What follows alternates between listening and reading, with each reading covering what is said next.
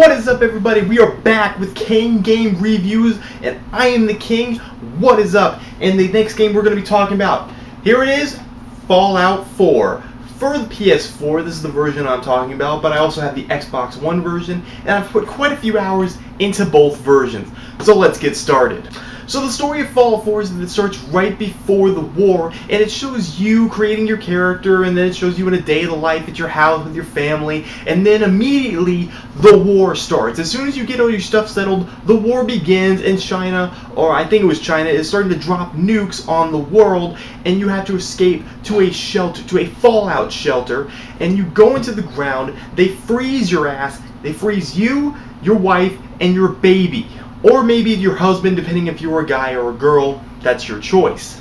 You wake up a few hundred years into the future, and you notice that a man and a few other scientists have kidnapped your baby and shot your wife in the face. So with this knowledge, you decide to use all of your pent-up anger and aggression from being frozen, go out into the wasteland, which, by the way, now your world is an apocalyptic hellhole. Grab a gun and shoot that guy in the face to save your son. That is the plot of Fallout 4, and it is awesome. You journey out to the waste and you meet hundreds of unique characters that will help you on your quest for whatever it is. Or you can say, you know what, I don't want a son, I don't need a son, I don't need none of that, and you can just do all these other side quests and stories or work for factions.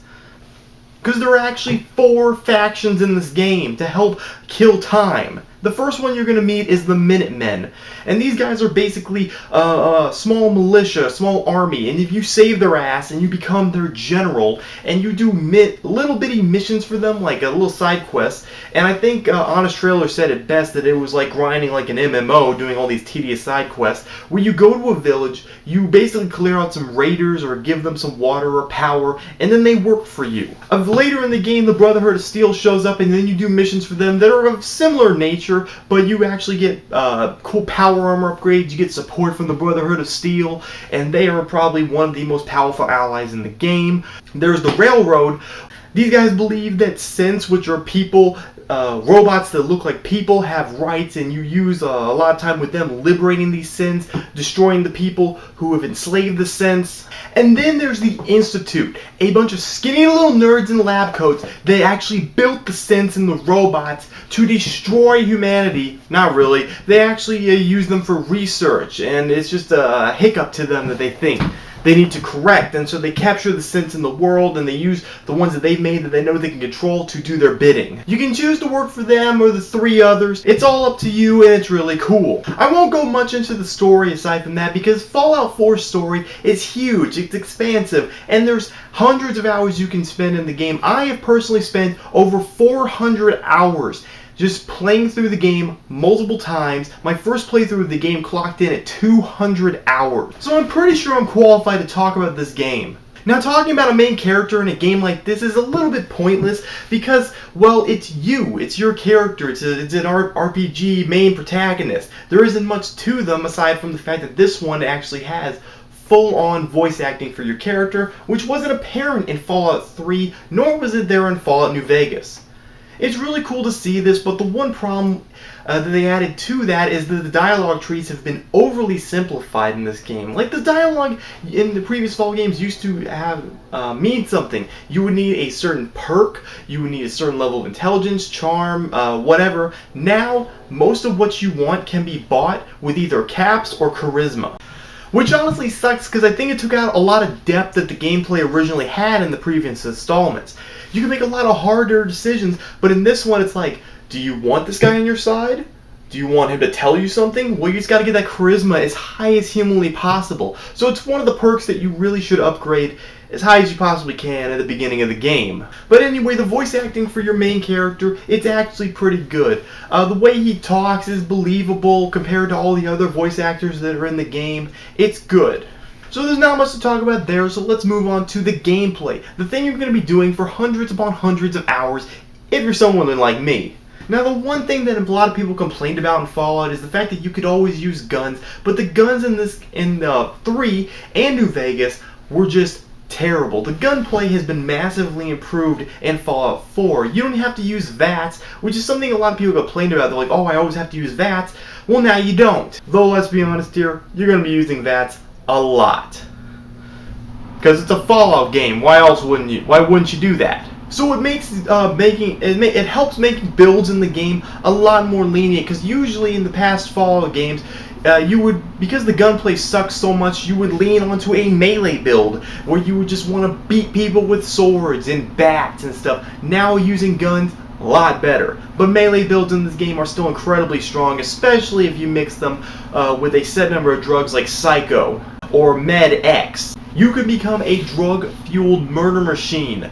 Or, just get a gun or a mini nuke.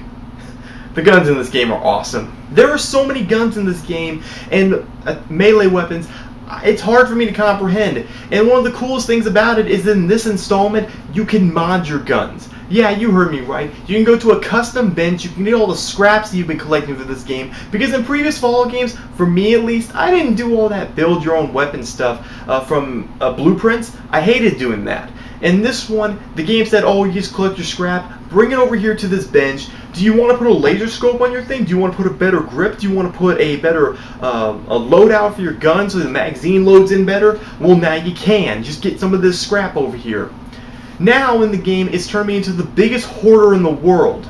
Like literally, it practically triples the amount of time I spend in a dungeon, in a house, outside in the world, just because I want to see if I can find a little bit more of a plastic or ceramic, just so I can get that extra piece on my gun. And you can even name the guns. I mean, do you know what it feels like to get a giant serrated sword called the Chop Shop and then swing at somebody and knock their head off? It feels pretty good. And on top of building your own guns, you can actually build a city now. The game allows you to take that workbench, you can scrap the entire city, or at least everything the game allows you to scrap, and build over it. You can make higher buildings, put beds up, you can put farms in the backyard, you can put a basketball court out there, you can build robots with some of the later expansions.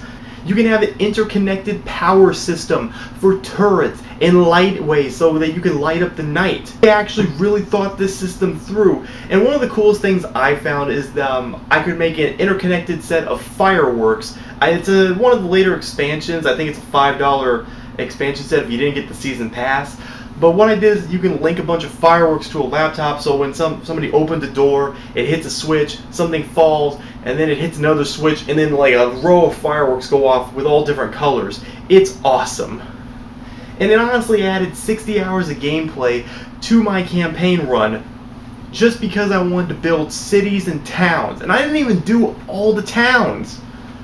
Because if I'm being honest, as cool as it is, there's a big misstep to the thing, and because the game demands that you take care of the town. The game will tell you, oh, this town is in poor condition because it didn't have enough water, didn't have enough food, and it always seems like something goes wrong. And at one point in the game, I was like, I don't need this. I don't need you people just bugging me about something I don't want to deal with. So I would ignore these towns at one point, and then they would go run low, and then maybe randomly, it didn't always happen, but a super mutant or a raid of bandits or some synths or something would run into my town and destroy everything because I didn't go to save it. Because if you don't go to save it, the town is most likely screwed. Unless you invested some serious firepower into your men. Another cool thing about the towns is you can actually connect a bunch of town supply lines. So let's say that you found a town with a huge set of supplies and you want to run it all the way over to the other side of the capital wasteland. Well, instead of just packing it into your shoulder and doing 5 or 6 run-throughs, just run a supply line through it, then teleport to that town, and now you have full access to all that other stuff. It's an incredibly useful feature, and it actually helps add those extra hours to city building. Though at one point you're going to find that there's absolutely no use for it, other than you wanting to build shops and then stealing all the caps that those shops make.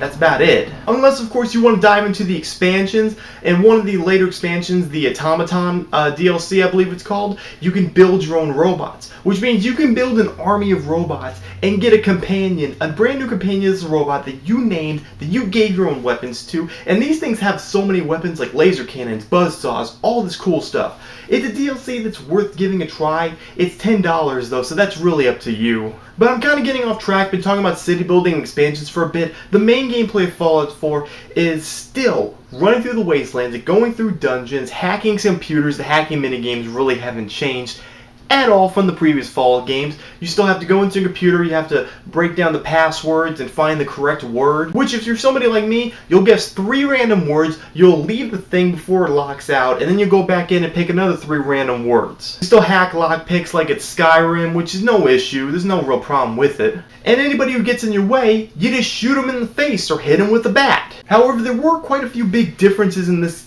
style of gameplay here, and one of the biggest differences is the power armor. Instead of just being a regular set of clothing that you would put on top of what you were wearing, this set of armor is actually a suit you have to get into, and you have to find power cells, which at first I thought, oh my god, this is gonna suck. I'm always gonna run out of power cells, I'm never gonna have enough to get through, but actually one thing I found is that power cells are pretty easy to come by if you look around. They're out there, they're everywhere, and you can get a ton of them. So you don't have to worry. And they don't really run out that fast. So if you're not constantly using the suit with only a few power cells in your pocket, you're good to go. And some of these power armors look really cool. One of my favorites is from the Nuka World expansion. It's a Nuka-Cola suit. It's got a Nuka-Cola paint job, and I look pimp. I am a Nuka-Cola pimp in a power armor suit, and I love it. So the gameplay of Fallout 4 is absolutely amazing. It stayed pretty much the same, but everything just improved upon, with the exception of the dialogue options. Now the controls in the game I found to be just fine. There were no issues that I had other than the game itself glitching out, because it's a Bethesda game, and you know, it would just be wrong if it wasn't glitching up, because it's Bethesda. I played so many of their games, Skyrim, Fallout, just a ton of them, where they just kept glitching out on me. Do we hold it against them? I think we do. Now, character and level design, this is something that a lot of people have had issues with. It looks better than all the previous Fallout games. It looks great, but people are arguing that because it uses the old engine, that it looks like crap and it looks like a last-gen game. I think, personally, that if a game looks better than its previous installment, that we shouldn't hold that against the game. They redesigned a lot of things in the game, like the feral ghouls and the Deathclaws. They look really different than their previous models from Fallout 3 and New Vegas, so I don't really see the problem here. The graphics are better, so what's the problem? The level design for Fallout 4 is really nothing special. It's the same thing from the previous Fallout games, and I know saying it's the same thing again and again is kind of a pain in the ass, but it does feel the same. I mean, you could argue that maybe it's not the same because it's a completely different world, different dungeons and all that, and yes, there are tons of different dungeons and setups, but it does have that same classic Fallout feel, and there ain't nothing wrong with that. If it ain't broke, don't fix it. However, I will admit that some of the character designs look a little goofy or stupid, just to me. I'm not going to name a few characters, but there are some that look bad. But as far as the world goes, I like it. The music in Fallout 4 is another thing that a lot of people had a lot of complaints about, because it uses a lot of songs from Fallout 3 and New Vegas. I believe in New Vegas as well, and they added a few extra ones of theirs, but mostly it's the stuff from 3 and New Vegas, I think. Personally, I have no problem with it because I like the music in 3 in New Vegas, and the songs they added in 4 are great, but I can see why people were bitching about it because they expected a 100% completely new soundtrack. The songs that we got in there that are brand new, they're great. And in terms of cons, I think I already brought it up. The dialogue tree kind of sucks. Building cities is really cool, but there's really no point to it. And eventually the game might try to screw your town over just because. The music is a rehash of all the other stuff, but I had no problem with that on a personal level. And much like every other Bethesda game, it's glitchy. Deal with it. Or Bethesda fix it. Either one. In the end, guys, I can't really hate this game. As a matter of fact, I absolutely love this game, and I put hundreds upon hundreds of hours into it, multiple playthroughs with different endings. It's a game I can recommend to anybody, and if you've never played a Fallout game, this is a great one to start. I recommend not only getting this game, but getting the Season Pass because it's hundreds of hours of gameplay, and you will not want to stop playing. Especially if you're somebody who loves Skyrim, or if you just love Bethesda RPGs, get this game. In the end, Fallout 4 gets a 9 out of 10. It's a damn near perfect game. It ain't perfect, but damn near close. And I love it. I hope you guys get it. Thank you guys for watching, and I'll see you guys in the next Kane Game Reviews.